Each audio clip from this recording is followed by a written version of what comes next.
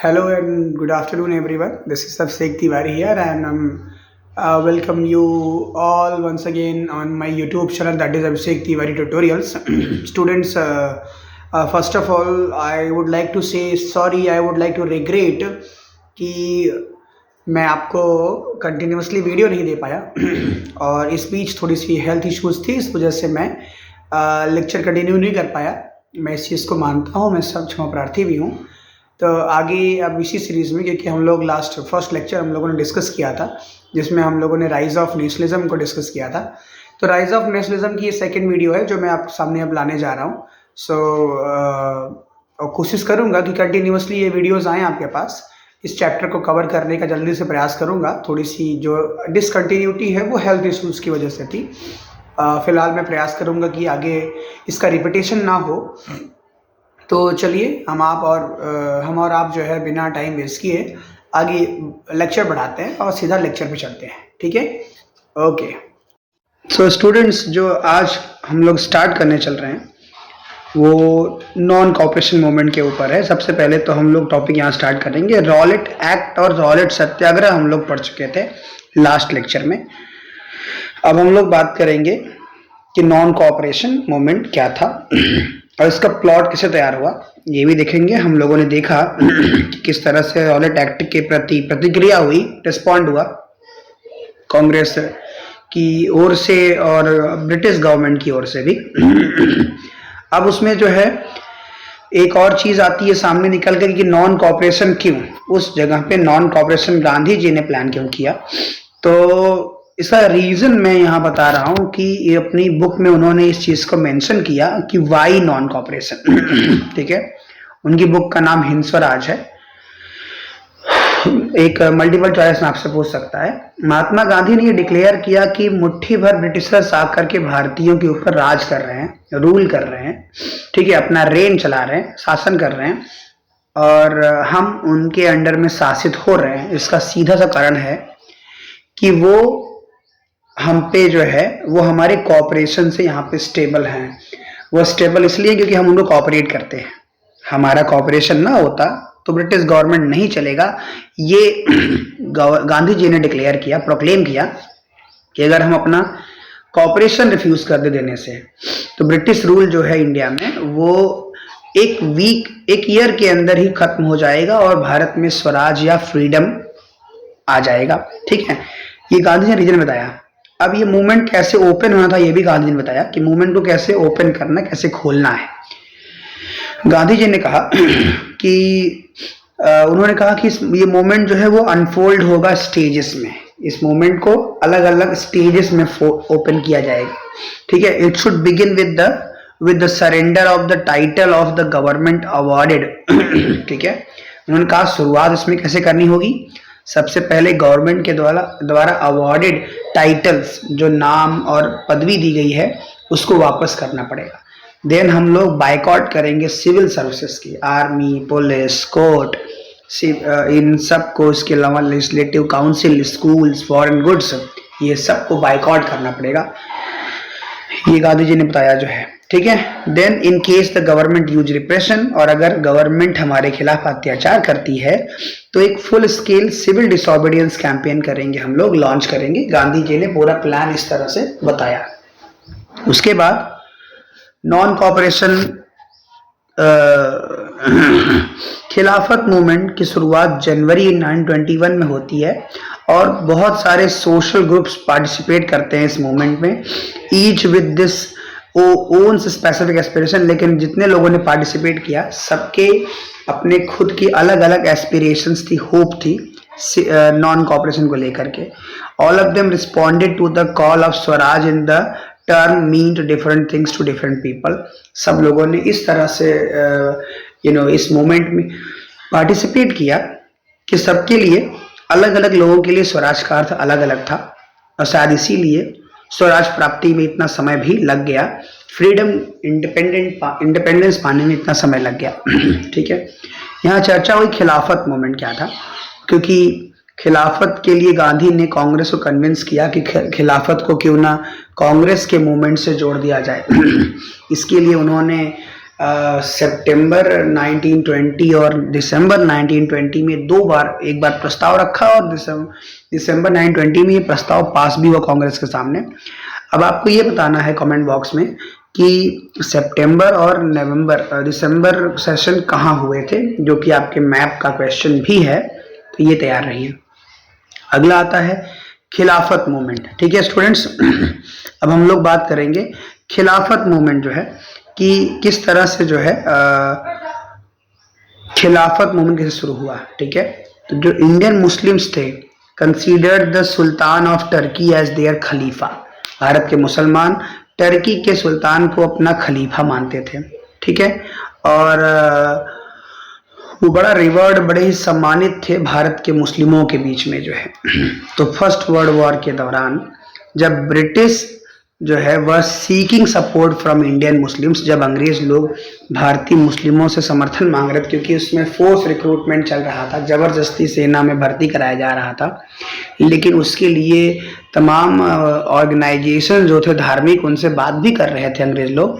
तो उसी कड़ी में उन्होंने बात किया। ठीक है, उसी कड़ी में उन्होंने बात करना शुरू किया एक ऑर्गेनाइजेशन से जो है, ठीक है, जिसका नाम मुस्लिम ऑर्गेनाइजेशन थे, उनसे उन्होंने बात करना शुरू किया। तो जो ये मुस्लिम ऑर्गेनाइजेशन थे, इन्होंने फिर अपना रिस्पॉन्स इस रूप में किया कि भाई मुस्लिम जो है इस वॉर में पार्टिसिपेट नहीं करेंगे आपकी ओर से। कारण उन्होंने ये बताया कि आप एक्सिस पावर के खिलाफ लड़ रहे हैं। ठीक है, मुस्लिम्स जो है एक्सिस पावर के खिलाफ लड़ेंगे, और एक्सिस पावर में एक कंट्री है, उसका नाम है Turkey.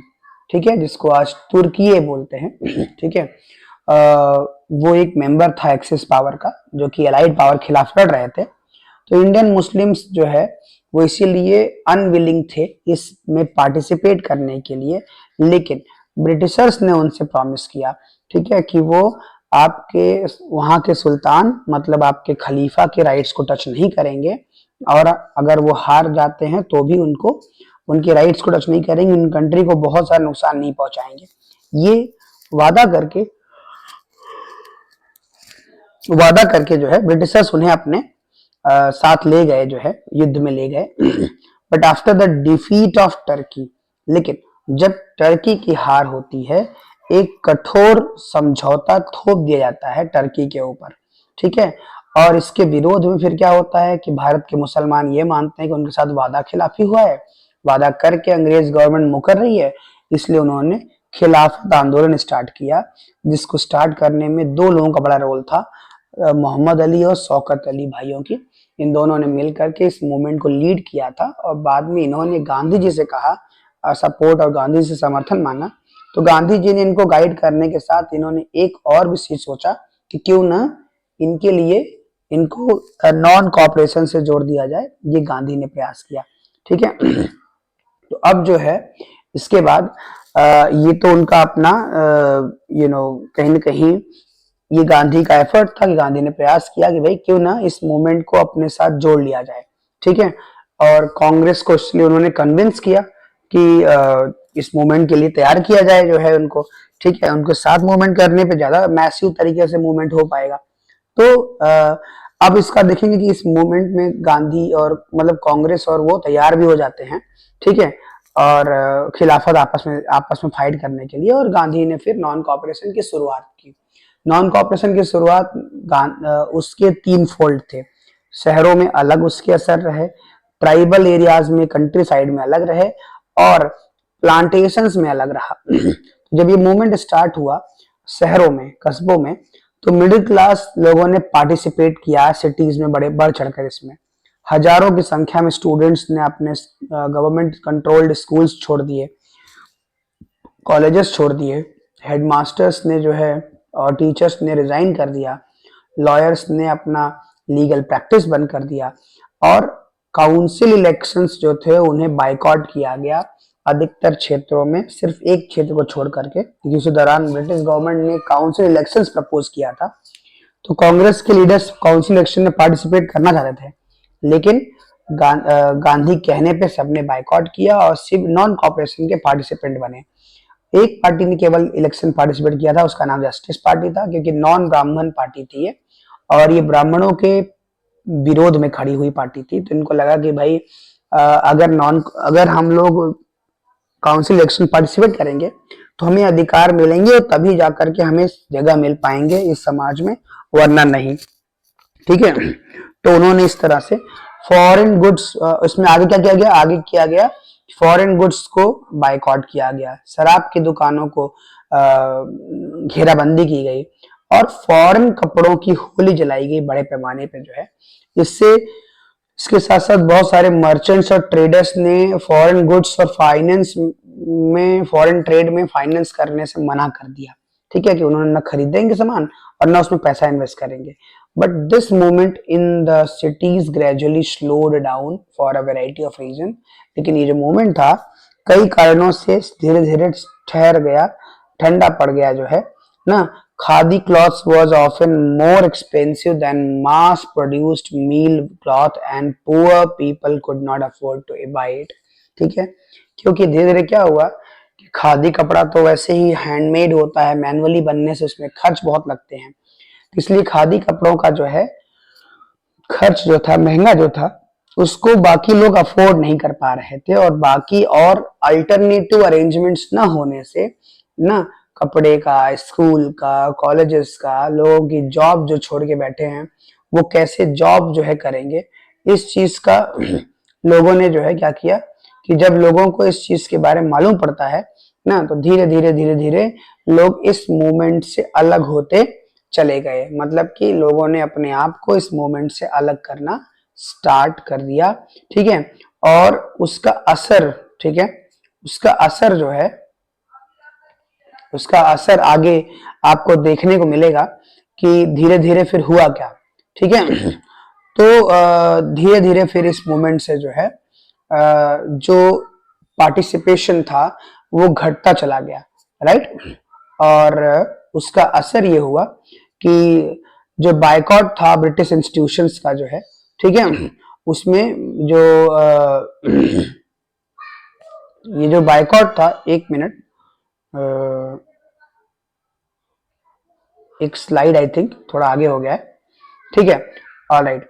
So similarly you know the boycott of the British institutions posed a problem. इसी तरीके से जो लोग ब्रिटिश इंस्टीट्यूशन को इंस्टीट्यूशंस छोड़ के आए थे, जो लोग स्कूल, कॉलेज, लॉयर्स अपना प्रैक्टिस छोड़ करके, जिन डॉक्टर्स ने अपनी प्रैक्टिस छोड़ी थी, वो सबको डिफिकल्टी फील होने लगी बिना जॉब के, बिना बिना किसी ऑल्टरनेटिव व्यवस्था के। तो धीरे धीरे सभी लोग जो है वापस ना, ये मूवमेंट कमजोर हो चला गया और लोग धीरे धीरे फिर स्टूडेंट, टीचर्स जो है वो वापस गवर्नमेंट स्कूल्स और लॉयर्स अपने ऑफिसेस में, अपनी कोर्ट में लौटते चले गए।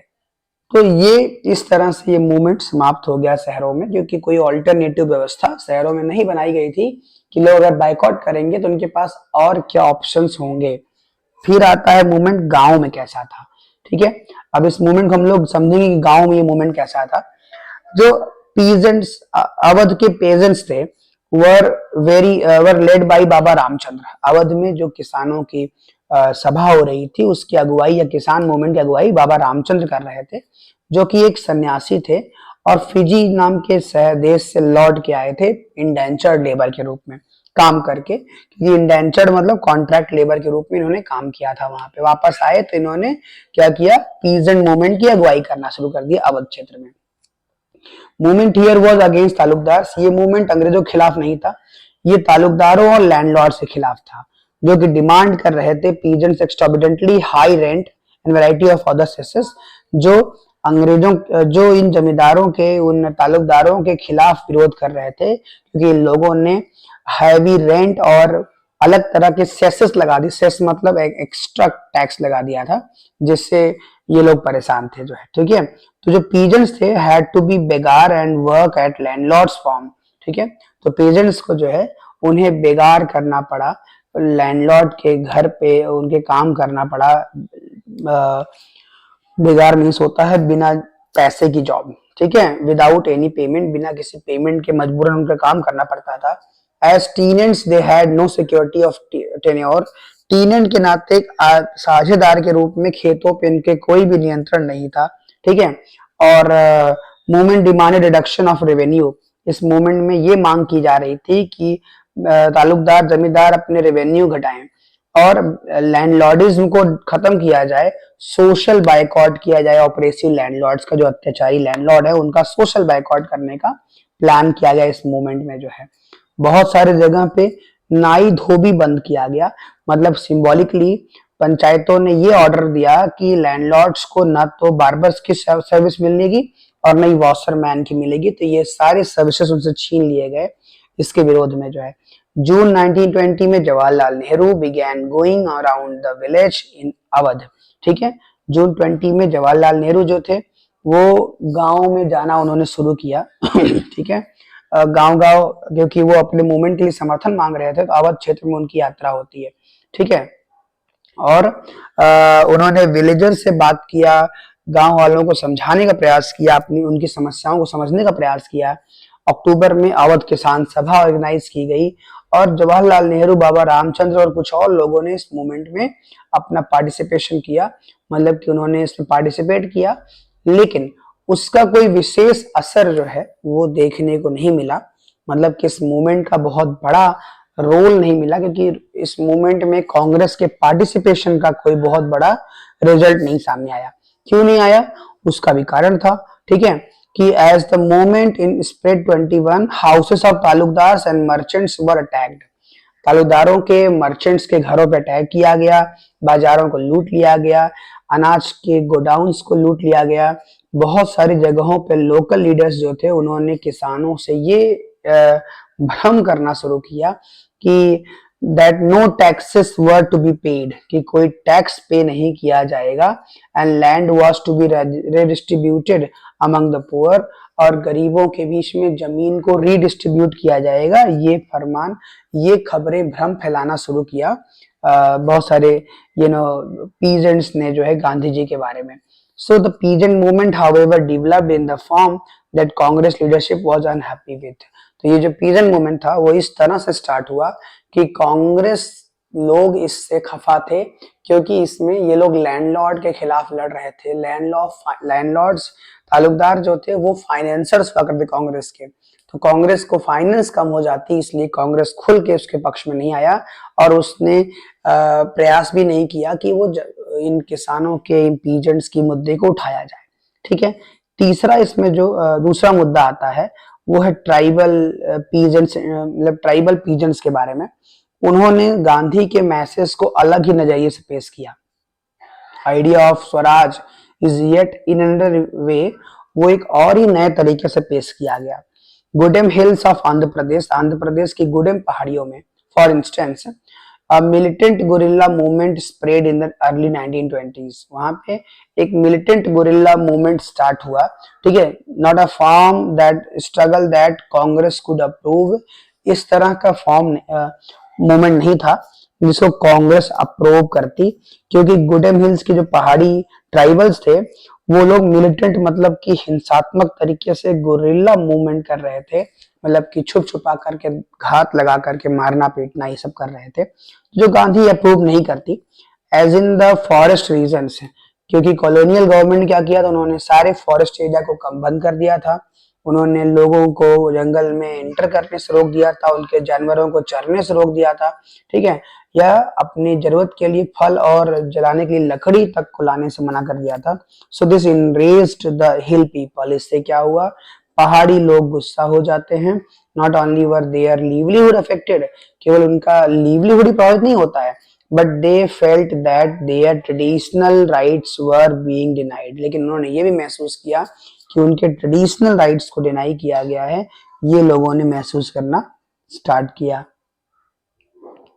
When the government began forcing them to contribute, beggar not building the hill people revolt. Okay, so when जब कांग्रेस गवर्नमेंट ने क्या किया, उन्होंने फोर्स लगाना शुरू किया ऐसे to contribute begar for road building, कि वो रोड बिल्डिंग के लिए बेगार को कहीं ना कहीं जो है क्या करे, बेगार रोड बिल्डिंग के लिए कंट्रीब्यूट करने का प्रयास किया। हिल पीपल रिवॉल्टेड, तो जो पहाड़ी लोग थे उन्होंने विद्रोह कर दिया। ठीक है, person who came to lead them was an interesting figure. जो व्यक्ति इनको लीड करते हुए सामने आए वो बड़े ही इंटरेस्टिंग व्यक्ति थे। उनका नाम अल्लूरी सीताराम राजू था, जो बहुत तरह की ताकत रखते थे ऐसा वो मानते थे, और वो सही एस्ट्रोलॉजिकल प्रेडिक्शन कर सकते थे, हील पीपल, लोगों की इलाज कर सकते थे। He could survive even bullet shots, और गोली लगने के बाद भी क्या सर्वाइव करना है ये दावा किया करते थे जो है वो, ठीक है। तो ये चीजों से जो है जो लोग थे वो उनसे प्रभावित हुए, और rebels proclaim that he was an incarnation of God. Rebels ने ये कहना शुरू किया कि वो एक भगवान के अवतार हैं। राजू ने talked the greatness of Mahatma Gandhi. Raju ने गांधी की महानता के बारे में बात किया, ठीक है। उन्होंने ये भी कहा कि नॉन कॉपरेशन से प्रभावित भी हैं, ये भी कहा, एंड लोगों को ये समझाया कि वो खादी पहने, लिकर ना पिए, कंज्यूम ना करें, ये सब उन्होंने समझाया। लेकिन at the same time he asserted that, उन्होंने इस बात पे भी जोर दिया कि India could be liberated only by the use of force. Bharat को तभी मुक्त कर सकते हैं जब मुक्त हो सकता है जब वो क्या करेगा कि जब भी वो लिबरेट हो सकता है, मतलब केवल हिंसा से लिबरेट नहीं हो सकता है, बल्कि गुडेम रेबल्स ने मतलब केवल हिंसा से ही हो सकता है ऐसा उन्होंने कहा। तो गुडेम रेबल्स थे, उन्होंने पुलिस स्टेशन पर अटैक कर दिया ना, और अटेम्प्ट किया ब्रिटिश ऑफिशियल्स को मारने का। Carried on guerrilla warfare for achieving swaraj, swaraj प्राप्ति के लिए उन्होंने गुरिल्ला वॉरफेयर किया, ठीक है। राजू को बाद में पकड़ लिया गया और उन्हें एग्जीक्यूट कर दिया गया 1924 में। एंड ओवर द ओके, सो क्या होता है कि ओवर द टाइम वो एक फोक हीरो के रूप में निकल के आते हैं। उनको लोग अपना फोक हीरो के रूप में, लोकल हीरो के रूप में मानना शुरू कर देते हैं। तो ये बेसिकली कहानी है कि किस तरह से जो कंट्री साइड था उसने किस तरह से जो है गांधी के मूवमेंट को, नॉन कोऑपरेशन को किस सेंस में लिया। अब बात आती है प्लांटेशंस की, कि प्लांटेशन वर्कर्स ने इस मूवमेंट को किस तरह से लिया। तो प्लांटेशन वर्कर ने महात्मा गांधी के नोशन ऑफ स्वराज को अलग ही ढंग से लिया, ठीक है। जो लोग आसाम वगैरह में काम करते थे, freedom mean the right to move freely, वो लोग अपने लिए ये मान रहे थे कि फ्रीडम का मतलब देश में कहीं भी घूमने की आजादी, ठीक है। और जो कन्फाइंड स्पेस है जिसमें वो लोग रहते थे, उससे निकलने की आजादी को ही उन्होंने अपने लिए आजादी मान लिया जो है, ठीक है। So under the inland immigration act 1859, तो जो इनलैंड इमिग्रेशन एक्ट था 1859 का एक एक्ट पास किया गया, उसके तहत प्लांटेशन वर्कर्स को कन्फाइन कर दिया गया एक जगह पे, और फोर्सफुली कि उन्हें परमिट ही नहीं किया गया कि वो अपना प्लांटेशन छोड़ के जा सके। And in fact they were rarely given such permission, और बड़ी मुश्किल से उन्हें कोई परमिशन दिया गया, ठीक है, वरना वो जबरदस्ती बंधक बना के काम कराए जाते थे। जब उन्होंने नॉन कॉपरेशन मूवमेंट के बारे में सुना, हजारों की संख्या में वर्कर्स जो है उन्होंने अपनी अथॉरिटी को डिफाई किया, प्लांटेशन को अपने छोड़ा और घरों की ओर निकल पड़े जो है, ठीक है। They believe that Gandhi Raj was coming, उन्होंने ये विश्वास किया कि गांधी राज आ रहा है, ठीक है। और हर किसी को जमीन मिलेगी अपने अपने गांव में, लेकिन वो जो है अपने घर पहुंच नहीं पाते हैं। रास्ते में ही जो है जब मीटिंग के दौरान ब्रिटिश गवर्नमेंट की एंड मीटिंग, मतलब वो हो रहा था कि एक तरह से आप कह सकते हैं कि